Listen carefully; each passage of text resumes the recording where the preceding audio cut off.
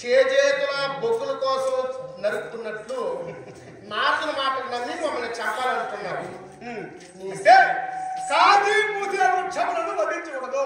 అవునన్నా, పుష్పాలు పూసాయనుకో చక్కగా ఆడవారు తెచ్చి పెట్టుకుంటారు.